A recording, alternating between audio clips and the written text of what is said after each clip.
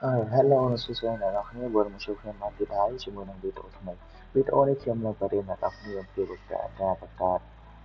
group group policy object ឬក៏ GPO របស់យើងអញ្ចឹងដើម្បីយើងអាច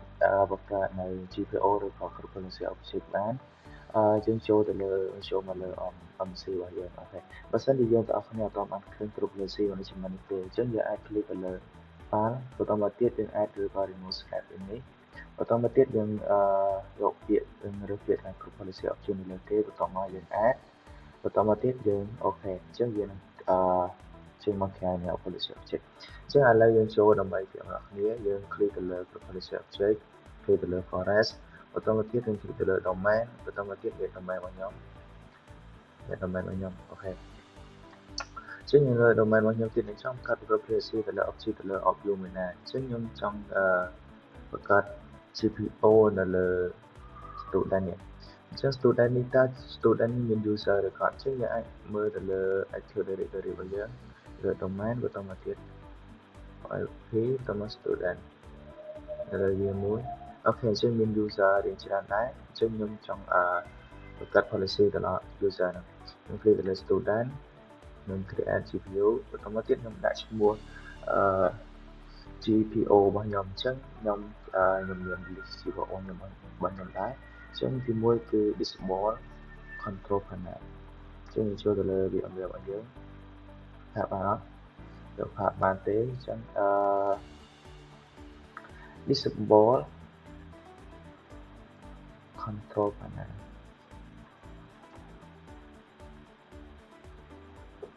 អូខេបន្តមកទៀតយើង click OK យើង double click ទៅលើហ្នឹង sorry យើង click mouse ហ្នឹងទៅលើGPO ដែលយើងបានបង្កើតមកបន្តមកទៀតយើងជួយ edit អូខេអញ្ចឹងកន្លែងនេះយើងអាច policy ទៅលើ computer ឬក៏ user អញ្ចឹងបើសិនយើងដាក់នៅលើ computer មិនថា computer ហ្នឹងបើសិនcomputer ហ្នឹងនៅពេលដែល user ណាក៏ដោយ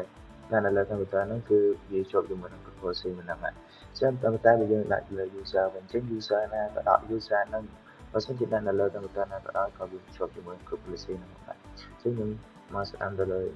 double click ទៅលើ user click ទៅលើ policy បន្តមកទៀតខ្ញុំ administrative template បន្តមកទៀត all setting អញ្ចឹងខ្ញុំមើលទៅលើ all setting វាច្រើនធម្មតាអញ្ចឹងដើម្បីងាយស្រួលយើងអាច click មកស្នាមទៅលើ setting កន្លែងនេះបន្តមកទៀតយើង filter option បន្តមកទៀតយើងរកឈ្មោះដែលយើងចង់ដាក់ឥឡូវខ្ញុំមើលឡើងសិនprohibit access control ឥឡូវខ្ញុំចូលវិញខ្ញុំដាក់ filter control ខាងនេះវាចេញអត់ដូចយើង filter ធម្មតាអូខេយើងអូខេជាងអត់ទៀតយើង click ទៅលើ all setting អត់ទៀតណាមកអត់ឥឡូវយើងមើលយើង search មើលមក Robinette Consul Panel មកស្នាមអូខេយើង double click បន្តមកទៀតយើង enable ជាបើសិនយើង disable មានន័យថា enable disable គឺមានន័យថាបិទបើកហ្នឹងហើយបើយើងដាក់ enable មានន័យថាយើងបើកបន្តមកទៀតយើង apply ទៅពី apply ហើយយើងអូខេអញ្ចឹងយើងអាចបង្កើត group logic មួយបានហើយនៅលើ student របស់OU របស់ OU របស់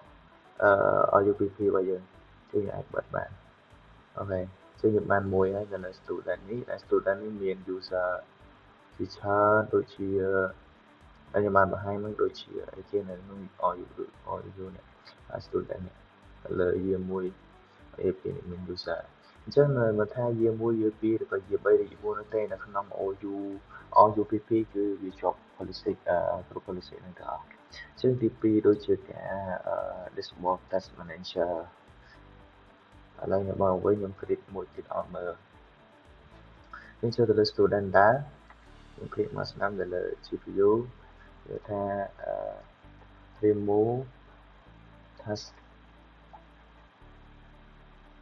manager ចុះតោះ